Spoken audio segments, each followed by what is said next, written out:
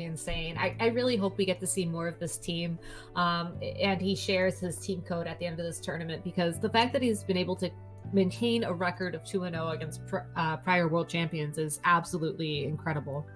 Yeah, and I think it's important to note too that I am pretty sure for tiebreakers, like the differential between the games that you played individually is one of the first tiebreakers. So Yeah. being able, the fact that he hasn't lost a single game is a huge deal, because even if he goes 0-2 here, he'll still have a +2 game differential. So I think I think at this point Shoma's guaranteed to move out. It's just a question of who will be joining him alongside there. And like there's still a lot on the line here. Like, if you potentially don't want to play one of the other players in your groups, you might want to just try to eliminate them, immediately here, for example. So I think I still expect to see a great showing from Shoma, but yeah, Ryota is definitely gonna need to play his A game if he wants to advance on at this point. Yeah, and he certainly does have the tools on his team in order to navigate through what Shoma has to, bring to the field. That Sigilyph hypnosis is something that you can never overlook. And can be very scary if you are caught off guard by it. We also saw the Excadrill and the Dragapult on Ryota's team, definitely has a lot of damage potential depending on if gravity's set up and, whether or not Shoma decides to go for Trick Room versus Rain. And I mean, even if Shoma does bring Rain, Ryota does have the option to switch up the weather himself with the Tyranitar. So there is a ton of stuff that can interact. I think it's going to come down to a team preview a lot to determine the matchup. And let's see Dhelmise. Let's see Dhelmise. Let's just do that. Let's see it. Yeah. Yeah, we currently have Ryota's team on screen. So the Dhelmise, which we haven't been able to see at all today, not at least on our side of the stream. Everything else we've seen with the Sigilyph, with the Focus Sash, the Tailwind, the Hypnosis set with Gravity, the Life Orb Excadrill. Tyranitar we haven't really seen too much of. It hasn't really been used offensively. Milotic with the Leftovers, the Muddy Water, and the Recover. And then the Dragapult with the Thunderbolt, so a special set. And one thing I actually meant to comment on in the last game was that we didn't see Dragapult go for a Max Guard against that Gyarados towards the end of that game. So I wonder if it's maybe a full offense set, or what the item is on it. Maybe it just doesn't have a defensive attack, so it actually can't Max Guard. Yeah, that's something interesting to watch play out as well, because if we end up in a situation where it's Dragapult versus Dragapult, which one has Max Guard or even just which one has a Protect or something could really come into play. Yeah, absolutely. So again, just as we're waiting for these trainers to get set up, it's going to be super important just to, wait for team preview and then take it from there. Yeah, so let's see. Once again, I think I would love to see the Weather Wars here. I think Ryota has to respect the Trick Room option, so I actually think Dhelmise is probably his best Trick Room answer. Milotic's not a bad answer, however, against Bronzong Rhyperior either. Rhyperior doesn't do that much damage, and Milotic, the scary thing is that Milotic it's not going to be able to one-shot a Rhyperior, especially once it's Dynamaxed, and you have to worry about, activating weakness policy, so you do have to play around that, but I don't know. I feel like Excadrill and Dhelmise are pretty much must-brings here, as well as Tyranitar, so the question is what Ryota really picks as his last Pokemon. I mean, Dragapult could actually be quite good here, but I also wonder if, how the Dragapult speed compare from both players' ends. Yeah, and there's some talk in chat about how Dhelmise is, so this might be a good time to cover that real quick. Dhelmise only gets access to the Steelworker ability, and that boosts its own Steel-type moves by 50%.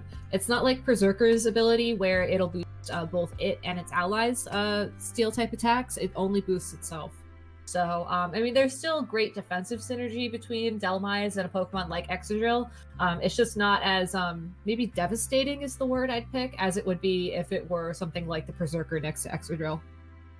All right, here we go. It looks like team preview is locked in for both players. This is the last round of the group stage. Group B is still completely open. 2 players already moved on to the top 4 from Group A, but Group B, anyone can still make it out. I think Shoma should be a lock. So right now it's Asian domination. The question is, will Ryota be able to join the fellow Asian World Champions in that top 4, or are we going to see one of Wolfie or Arash make it through? Here we go, though. Excadrill and Milotic as a lead here. And Togekiss and Dragapult from Shoma's side of the field. So very interesting matchup already. Yeah, I think, Shoma definitely has the speed advantage here with Dragapult. That puts on so much offensive pressure immediately. And, we saw that it's rather offensive here. And the other question here is, Can this Togekiss, like, what is its item? Is it able to take a Dynamax, like, Steel Spike or even an Iron Head? Is it a Babiri Berry on the Togekiss? Not sure about that. If so, you'll be able to at least, like, redirect some attacks away, maybe with the potential Follow Me. You could go for a Yawn here as well. The other question is, do you want to commit your Dragapult Dynamax here? Probably not, right? Because the thing with Milotic is it's actually a great way to dissuade Dynamaxing. With stat boosts and decreases coming so often from Dynamax attacks, Milotic will actually be able to activate competitive from it. So I actually really like this lead, really from both players, and we're gonna have to just learn more information about the Pokemon that both players are bringing right now. Yeah, and Milotic can certainly be a very scary Pokemon if it's Dynamaxed. It looks like instead of the Milotic, it's going to be the Excadrill that immediately Dynamaxes another turn 1 Dynamax from Ryota in this tournament. Just a really interesting thing to see that all these trainers are going for Dynamax immediately, but Shoma holds off. Instead, it looks like the Togekiss on Shoma's side of the field will be going for a Follow Me there. As the Dragapult will set up a Dragon Dance to boost its attack and its speed by 1 stage each. So that's not something that you normally see on Dragapult. This is also the first physically oriented Dragapult that we've seen in this game. Max Steel Spike into the Togekiss will activate Babiri Berry for the resistance, but Togekiss is still able to hold on. So, yeah, wow. That's a lot of cool stuff happening immediately. I mean, so physical Dragapult with Dragon Dance, but then the Steel Spike kind of negates that. We see the Babiri Berry here as well. Sorry, I'm just quickly changing the music real quick for something more upbeat. But yeah, Dragon Dance Dragapult, that is not something we've seen much of at all. It isn't, and that's super. I think that's going to be really clutch when it comes to this matchup, because if this Dragapult's able to use Dragon Dance to get a few boosts up on the on itself, and then maybe go for a later Dynamax, that's going to be a huge threat. Yeah, once again, the scary thing about Dynamaxing this Dragapult, though, is you really don't want to Warm Wind or go for, like, Max Phantasm, unless you can, like, Helping Hand and maybe pick up a knockout. And the question is, does Helping Hand it's not going to be +1 anymore because of the Steel Spike boost on the Excadrill, so you really need to hope to get a knockout here. Yeah, otherwise, it might come down to, like, a damage roll, even. Yeah. So Dragapult will be Dynamaxing this turn on Shoma's side of the field, so both trainers have sent out their Dynamax Pokemon at this point in time. Excadrill still has 2 more turns of Dynamax, and this Dragapult has all 3. And it looks like the Dragapult... Helping Hand, I think. Yeah, will going Helping Hand and then a Max Wyrmwind into the enough? Milotic, and it's enough to knock it out. So Shoma with the pop-off. Yeah, the attack drop will take effect on Excadrill, and you don't need to worry about competitive if it's just not there anymore. Exactly. And we also get to see this Dragapult is holding the Life Orb item. Max Steel Spike will connect with the Dragapult for a decent amount of damage, but that attack drop just coming in clutch. I'm just fixing the stream real quick to make sure. Yeah, okay, we should be good now. Yeah, so that was a beautiful play from Shoma. Like, I think we were all wondering how much damage, whether we'd be able to actually knock out that Milotic. Being able to pick up the knockout, though, is absolutely huge. Yeah, and the Tyranitar is going to come in next for Ryota. So, this Dragapult still is in a rough spot, but overall, just a big KO for Shoma early on in this game. Yeah, but the upside is now, Sand is up. Excadrill is at +2 defense, so Ryota's still not honestly in a terrible spot, even though Shoma was able to get that quick knockout. He was able to get rid of Milotic, which is a pretty, huge threat, but I'm not sure how much he's really threatening Tyranitar and Excadrill. We did see the Steel Wing, though, in the first game, so you could maybe go for, like, Helping Hand Steel Wing into the Tyranitar. I'm not sure. The other question is, can the Excadrill actually, knock out the Dragapult? You have to worry about Follow Me as well. I know it's probably unlikely Shoma goes for it. You can't just necessarily freely Max Blade. Yeah, it looks like we're getting another Helping Hand as the Excadrill will go for another Max Steel Strike into that Dragapult, but it's not able to get that knockout. Will boost the defenses of both that Excadrill and that Tyranitar by 1 stage each, which could come into play depending on what attack we're going to see from this Dragapult. It is a Max Steel Strike of its own, and it's able to knock out that Tyranitar thanks to a little help from Dragapult's friend. So, Shoma just getting 2 very big knockouts with Helping Hand and a Max move, and will have the opportunity to go for 1 more, as Dynamax will be ending for the Excadrill on Ryota's side of the field. I think this is exactly how Dragon Pulse should be used. I think a lot of players, like the Dynamax it a lot, but I love the Dragon Dance plus Helping Hand support plus Life Orb. You're able to just get one-hit KOs, and I think that's exactly what you should be doing with the Pokemon as offensive as Dynamaxing Dragon Pulse. I mean, and there's the Dhelmise. Yeah, I think like Ryota brought all the Pokemon we expected him to, but man, this Togekiss Dragon Pulse lead was just so like strong right from the start. Yeah, and this Dragapult should be able to pick up a KO onto that Dhelmise pretty easily if that's what Shoma wants to go for. Both these Pokemon are in the red. It looks like Togekiss should be KO'd by a single turn of Sandstorm damage as well, which could be risky and is something that Shoma has to keep an eye on. Yeah, I think this the thing is like you can also recontrol the weather, right, with by just switching out into Pelipper. Yeah. But I mean, I think Pelipper Ludi should be able to just clean up around against Excadrill Dhelmise at this point. So yeah, like perfect play from Shoma to start off this game. I think the Dragon Dance is a key reveal, and I think now Ryota knows, okay, I actually do just get one shot even if I have defense boosts. And I don't know if Shoma got that move in on time. Well, it looks like an ally switch is coming out from this Dhelmise, so that'll certainly switch things around just a little bit, as Excadrill is able to knock out the Dragapult with a single attack. So Shoma is down one Pokemon. Togekiss is still on the field for now. Will get an opportunity to attack this turn since it has not moved yet, as it goes for a Dazzling Gleam. Will do a nice amount of chip damage on both these Pokemon, and will give Shoma an opportunity to send in both the Pelipper and the Ludicolo, which are his last two Pokemon, at the same time, and just immediately get that rain boost. So a really smart play there, keeping those Pokemon in, even though they got knocked out. Just sets himself up for success now with some rain. Yeah, exactly. I mean, you're free to just Hurricane the Dhelmise and go for any water type attack against Excadrill. So, I mean, if Shoma has an 100% accurate water type attack, like Scald, then Excadrill's gone. Otherwise, he does have to rely on hitting it, which is potentially scary, but I don't think it really will make any difference here. I think Hurricane probably should just knock out the Dhelmise on the opposing side, so I think this should be a victory for Shoma. Yeah, we did see this Ludicolo use Muddy in game one, or right. In round one. So depending on what moves that Shoma has on the Ludicolo, that might influence his attack choice this turn. But this is all information that Ryota doesn't have access to, since we were commentating round one and he was playing. So just stuff to keep in mind as we clean up this game. I'm curious to see what Shota's going to reveal to Ryota, since it's pretty easy for him to clean up from here on out. All right, let's see. Right. I mean, there is still the Ally Switch mind games. All right. Well, Ally Switch, second turn in a row. Dhelmise will take a Grass-type attack from the Ludicolo. And that was a Leaf Storm. Will drop its special attack by 2 stages. And Ludicolo is left hanging on after an attack from that Excadrill. And Pelipper goes for a Hurricane into the Excadrill. Will bring it down into the red. I don't know, with Ally Switch in play, you might want to start relying on those muddy waters if I were Shoma. Yeah, definitely. I mean, I think, Shoma probably could have played a little bit safer around the Ally Switch. I believe that was an X-Scissor coming out from the Excadrill, which is a cool reveal, so we've been wondering what attacks it's been carrying this whole time. So it looks like it doesn't opt for a Rock-type attack, instead opting for X-Scissor instead. So, Steel-type attack, Ground-type attack, and Bug-type attack, which is interesting, but yeah, I think Shoma could have probably played around Ally Switch a little bit better. Leaf Storm is an interesting reveal there as well. Also not 100% accurate, so let's see if he calls the Ally Switch turn correctly this turn. It doesn't look like Excadrill will really have a way to hit the Pelipper, as Dhelmise goes for another Ally Switch, and Shoma pops off of it, so I think he called this. And there's the Ice Beam into the Excadrill slot, and it is enough to knock it out, so... Yeah, if he had Ice Beam, it was always just safe to Ice Beam anything, I think.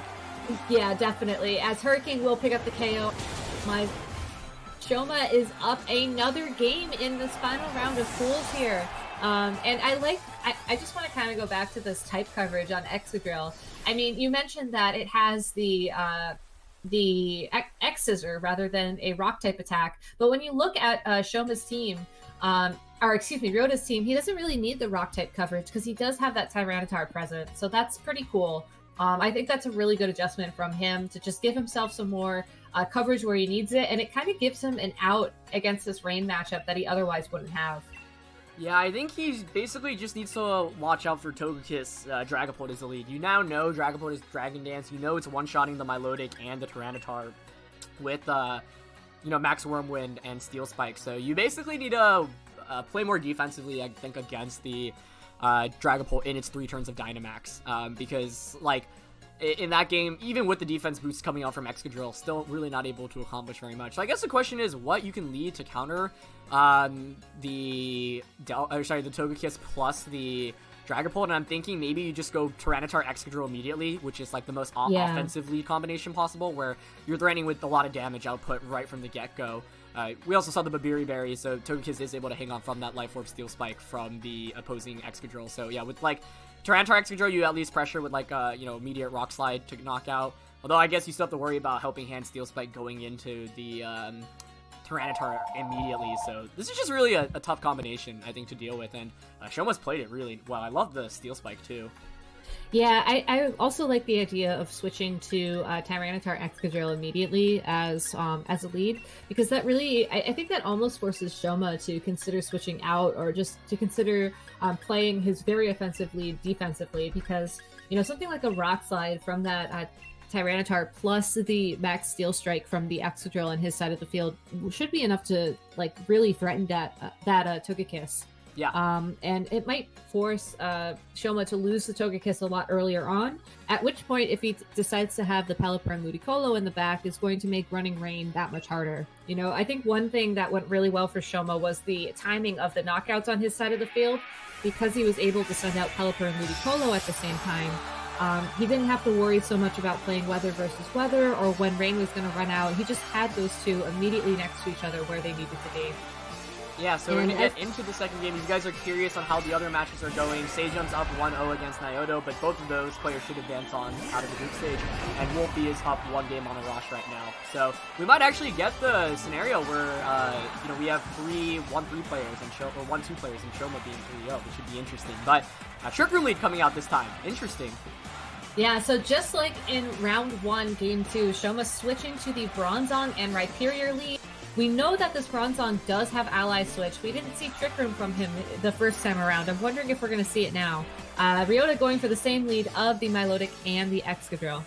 Yeah, so I don't know if you can really deny Trick Room here. I mean, it's not, Mold Breaker Excadrill, so you can't double up really to knock out Milotic. Like, the Excadrill really has no way to touch the Bronzong, so I think this is a relatively safe Trick Room Protect play from Shoma if he wants to go for it. I think it's relatively aggressive to go for any damage there, so let's see. Yeah, and switching out the Excadrill for Delmise, who also, I think an indication that he is going to be taking more of a defensive front when it comes to this Trick Room.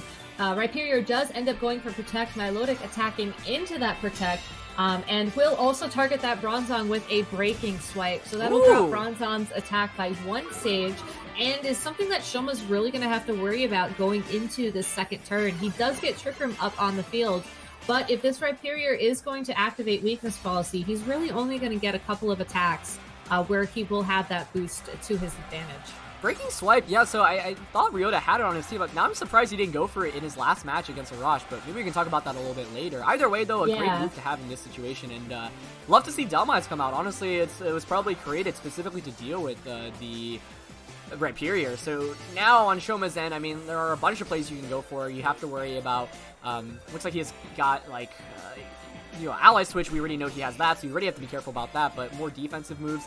I'm not sure what the rest of his move pool is. I believe that's Body Press that he's currently hovering over as well, so there is, threat of damage output, and you can also self-proc the Weakness Policy, so still tons of options right now, as getting dangerously low there on timer, but looks like he makes it in just before. Yeah, Body Press, I think, is one of the coolest new moves in this generation. It just does so much damage for a Pokemon like Bronzong, which was really lacking, that damage output in previous generations. Ryota going for a Dynamax on Delmise this turn, and Shoma's going to be going for Dynamax as well on Rhyperior. I gotta say, I wasn't expecting Delmise to Dynamax. No, I don't think I haven't seen a Delmise, and now it's Dynamax too. Like, what's going on?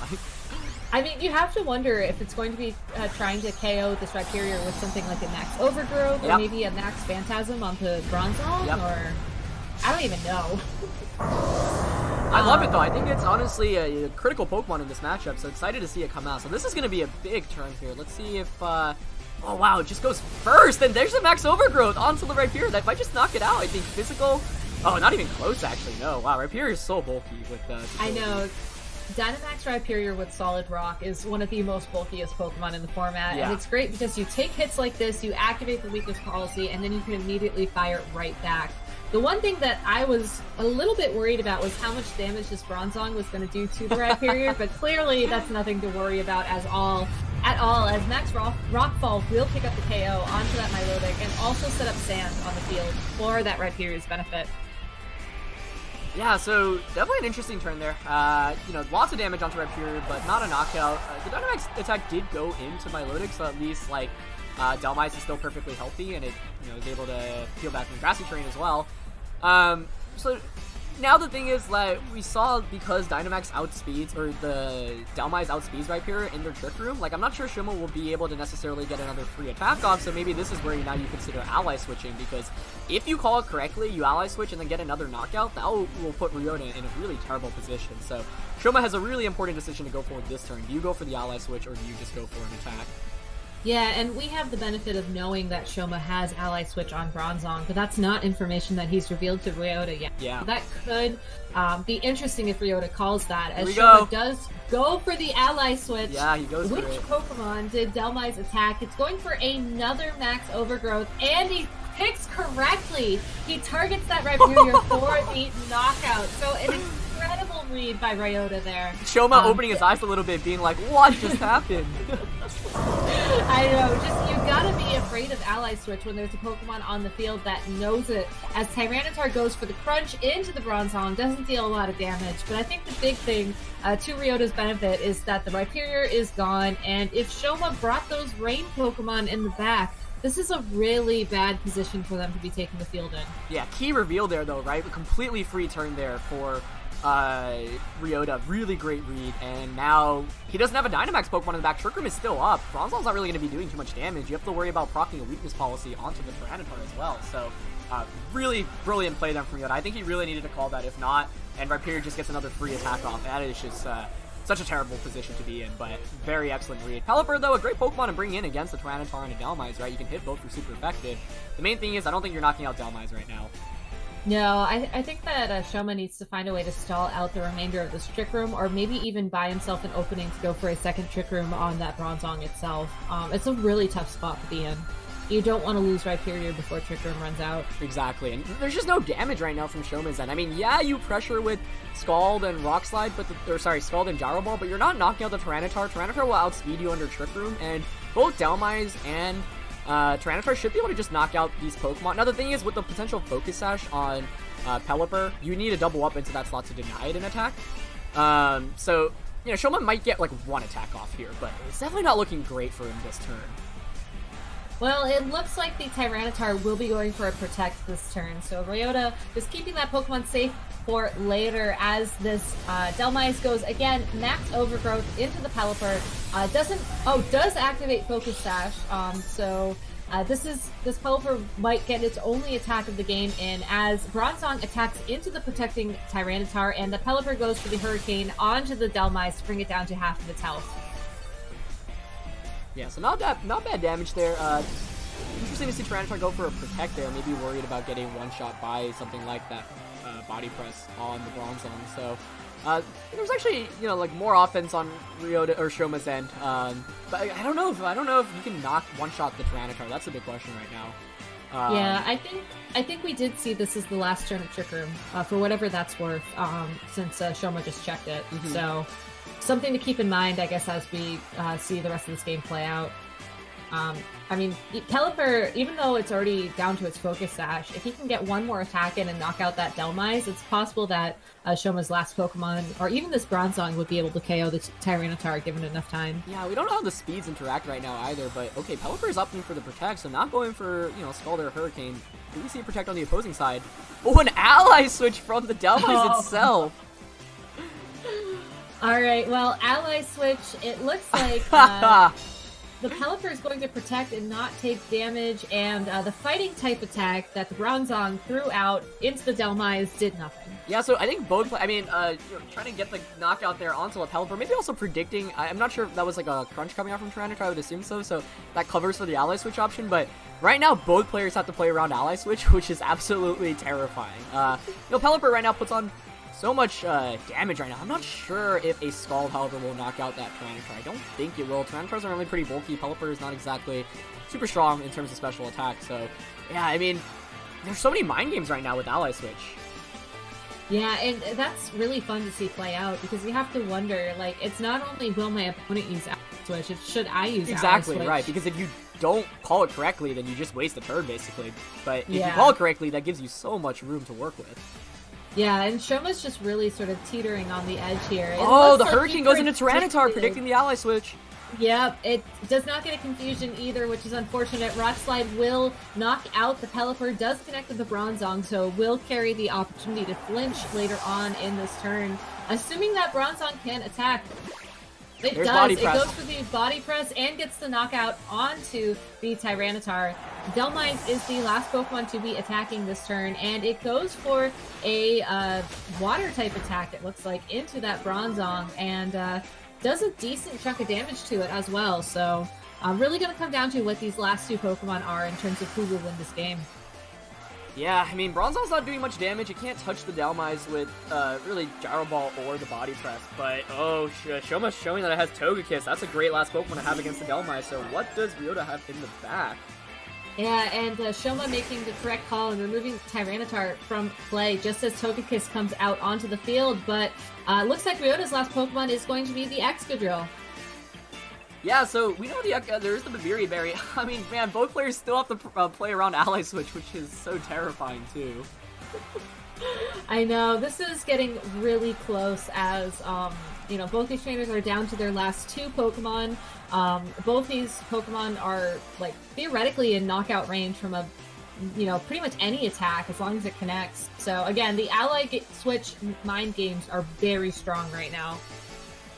Yeah, so let's see. We know Togekiss can take an Iron Head. I mean, I'm not sure Body Press knocks out Excadrill. The thing is, you need the Togekiss for damage against the Dhelmise. But, it's a Helping Hand, so maybe just Helping Hand Body Press into Excadrill, which would make a lot of sense. I mean, we know it doesn't have Focus Sash because we saw that in round 2. It looks like Excadrill goes for an Iron Head Togekiss. Babiri Berry allows it to hold on, will take some recoil damage from the Life Orb. And Bronzong is able to connect the Body Press, and it... Looks like it gets the KO. It's not enough. It's not enough for the KO. Oh no, it survives. As Gyro Ball will knock out that Togekiss, and now it is 2v1. And it looks like we'll be getting our first Game 3 here. Yeah, huge survival. They're unfortunately lagging a little bit, but so we couldn't see whether the Excadrill was going to hang on or not, but that was the most critical moment. Wow, I mean, oh man, survival. that was so close. You have to wonder if that was the damage roller. Either way, yeah, now, Bronzong can't touch Dhelmise, really.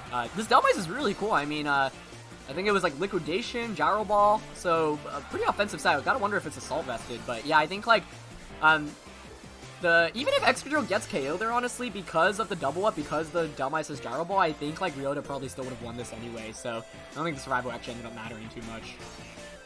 Yeah, and it looks like this Bronzong will get the opportunity to connect another Body Press with the Excadrill, but another Liquidation from this Dhelmise should be enough to pick up the knockout there. So, good games to both Ryota and Shoma, and I'm so excited to see how this Game 3 is going to play out, because I think we're going to see some really interesting adjustments here. I don't think we're going to see Shoma go for Trick Room anymore. Yeah, it was certainly a good option, but the thing is, like, the Rhyperior, is countered pretty hard by Dhelmise, right? I mean, like, also Shoma played around the Dhelmise. He didn't go for, like, a Rock Fall onto that slot, which he might have wanted to consider instead of targeting Milotic. Although I guess if you target the Dhelmise there, Milotic will just knock out the Rhyperior. So, yeah, I think I agree with what you said. Like, Dhelmise just counters the Trick Room core really, really hard. And if you aren't able to knock it out, then you're going to be in a tough spot. Yeah, you really need to have the speed advantage against it so that when your Pelipper comes out onto the field, it doesn't have to take damage prior to getting those Hurricanes to connect with it. I was a little bit skeptical of the Dhelmise Dynamax there, but it worked out really well for Ryota as well, and that might be something he wants to consider going into this Game 3, even if Shoma doesn't bring Trick Room to the field. It just has, like, the perfect typing synergy for the Rain matchup, which is crazy. Yeah, so let's see. I think Wolfie ended up beating Arash, so I think if Shoma wins here, we might go down to a tiebreaker. But maybe someone in the chat can confirm what the situation is, because I don't know what the game count was in terms of there. Let's see. Yeah, definitely something we can check in on as we go into this last game between Shoma and Ryota. Both these trainers are really just like bringing their A game, which is so much fun to watch. A lot of ally switch, a lot of reads, a lot of like mental just sort of combat going on here, which is my favorite part of Pokemon. I mean, it's so much fun to just see how these trainers are thinking, see how they decide to, make reads, make plays. And the fact that Shoma was able to call the ally switch, even though it hadn't been revealed yet on Bronzong, is just so cool. This is a really rare treat to see such high level play of Pokemon being, broadcast so early on in the season. Yeah, so I think we still have looks like Seijan was able to win, so we already knew the results of that group stage. So yeah, there's still some potential tiebreakers based off this one. I think if Ryota wins, then he is out of the group stage alongside Shoma, and it would be all 4 Asian World Champions moving out. So huge implications here for both. I mean, Shoma's out already, but the question is, can Ryota be able to pull one off here and come back? And let's see. Ooh. All right, well, there's the Sigilyph, and there's the Excadrill, and Shoma it up as well with the Dragon. Yeah, so really different things this time around. I mean, kind of a callback to the first game, though, right? Where, once again, you have a lot of pressure, but this time around, no fear of Milotic, there is a lot more damage output from this Excadrill, and Sigilyph now can pressure with Tailwind, which I really like. So, I still have to worry about, like helping hand attacks, maybe like a helping hand Max Phantasm into that Excadrill, but if Excadrill Dynamaxes, I think it probably survives that. And you also have to worry about, for example, on Shoma's end, Protect coming out immediately from Excadrill and just a Tailwind, because then you'll be faster with Excadrill, and then you can Steel Spike before any attack. And so, Shoma, I think, is probably aware of the potential Focus Sash on the Sigilyph. I think this Togekiss is Yawn as well, so that's a nice way to shut down Dynamax. So this is going to be a really big first turn, honestly, whether Excadrill decides to attack or whether it protects, and whether Sigilyph just opts for a Tailwind. Yeah, I really like the Yawn on this Togekiss as well as an option, because it forces your opponent to either switch or just accept their Pokemon as going to sleep, which, adds a lot of pressure onto a situation like this where you have 2 Pokemon on the opposing side of the field that want to be Dynamaxing and want to be doing big damage, as we see both the Dragapult and the Excadrill go for that Dynamax. Again, immediately turn 1. Yeah, so not too surprising to see that. I think these are definitely the best Pokemon to be Dynamaxing this very young, so why not go for it? You need a Dynamax really with Excadrill if you want to survive Dragapult's attacks, like a Helping Hand, Max Phantasm. So, alright, let's see. It is just going to be Max Phantasm coming out into the Sigilyph, so that'll bring it down to its Sash. I expect to see Tailwind come out, and, if Togekiss did go for the Yawn onto Excadrill, then Excadrill is going to be in a pretty rough spot after this turn. Yeah, I actually think that was Max Wormwind, because we're seeing the attack stat drop on Excadrill and Sigilyph, which could be really important here, depending on if we're going to see the Excadrill target with a Max Steel Strike, or if it's going to go for an attack into the Dragapult. It is a Steel Strike because we see that Togekiss, munch down on that Battery Berry. So between the attack drop and the berry, Togekiss takes that pretty comfortably and will have an opportunity to go for an attack here after these defense buffs take place. And it looks like something connected with that Excadrill. We'll have to see in a turn if it was the Yawn that was predicted by you. I think, that must have been Yawn. I'm not sure what other attack that could have been. So that actually puts Shoma in a... I think if he didn't have Yawn, he'd be in a really tough spot right now. But basically, the Dynamax now on Excadrill's end is negated, more or less. And Sigilyph doesn't put on too much offensive pressure. So, I mean, here you could choose to go for an attack, right? But then the Excadrill will fall asleep. And then you have multiple turns where Excadrill is basically not doing anything. So, wow. Nice plays from both ends. I think that was a really, really smart from both ends. And like you said, the Wormwind to decrease the attack on Excadrill is a nice play as well. So,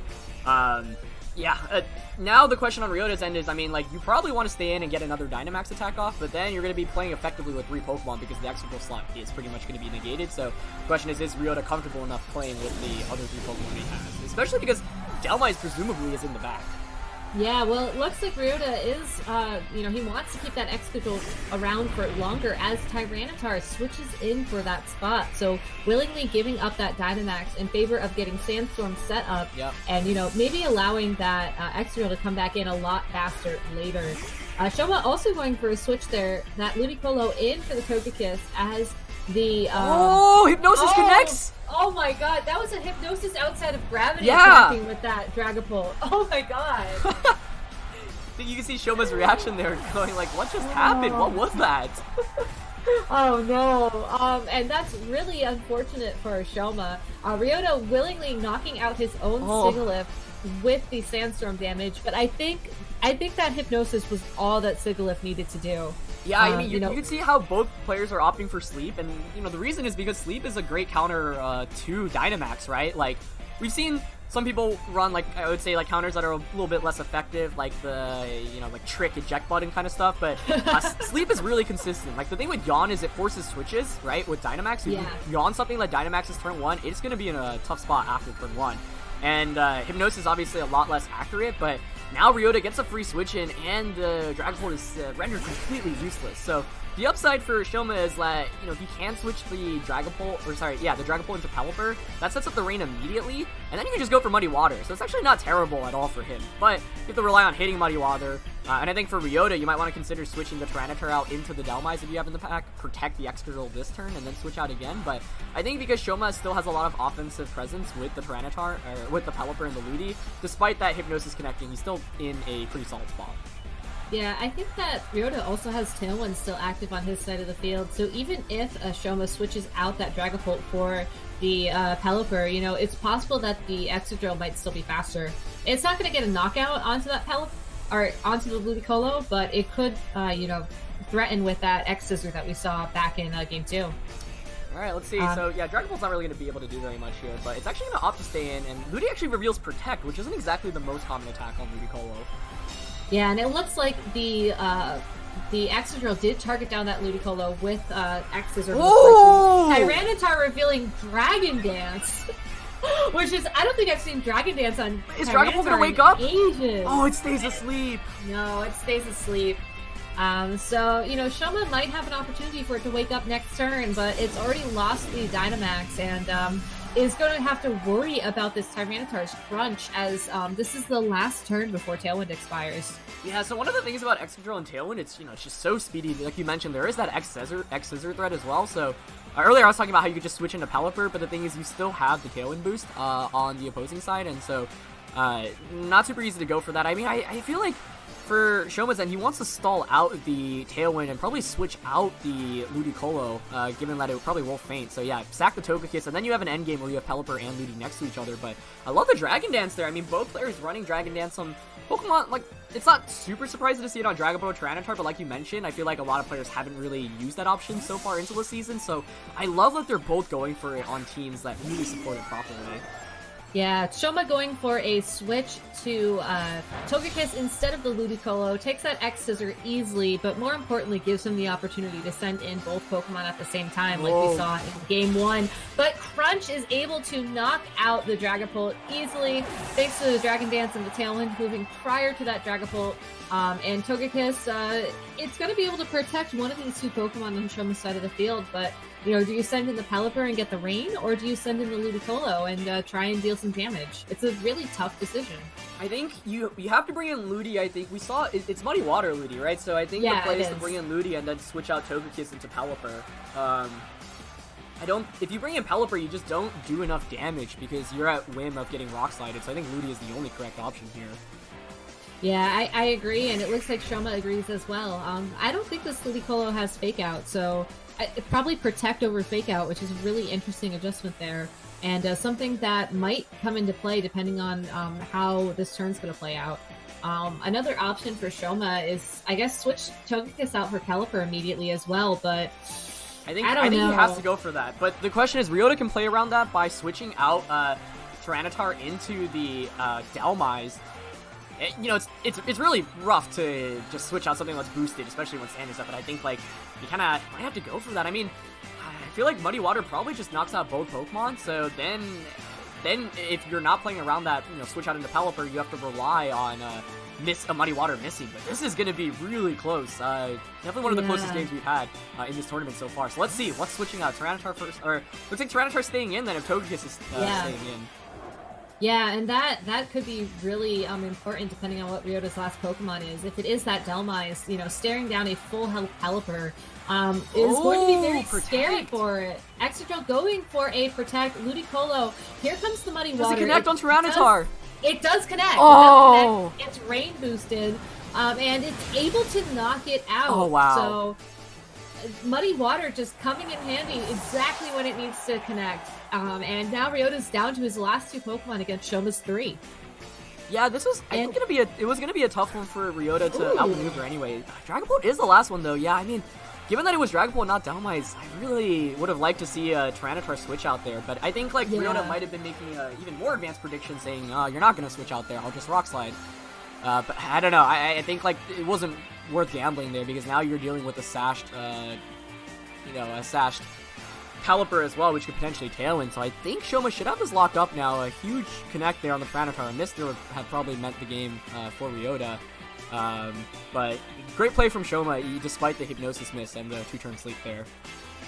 Yeah, I think what Shoma's trying to decide here is whether or not he wants to try and go for the Tailwind or if he just wants to go on the offense. It looks like Ludicolo is starting things off with a Muddy Water. Does get the KO onto the Excadrill, does connect with the Dragapult. So it is now 1v3 in Shoma's favor. Thunderbolt from that Dragapult does connect with the Pelipper, brings it down to its Focus Sash. And Pelipper is going to be left to go for a Hurricane into that Dragapult, and it picks up that knockout. So Shoma does drop his first game in this tournament, but still emerges the victor of this final round of pools. This man is just so good at these invitational tournaments. He absolutely dominated the Onog Geico tournament we had 2 years ago, and here he is with an undefeated run through group stages, 3-0, only losing 1 game and winning 6. Remarkably impressive. This last game was a really fun one too. That's the tough thing about going up against Rain, and what's even tougher is a lot of Ludicolos normally go for Scald or Hydro Pump. This one had Muddy Water, which means both your Tyranitar and an Excadrill are at whim of getting KO'd. So we do have the triple 3-1-2 players now, so I don't know how that tiebreaker situation will work out. I'm going to confirm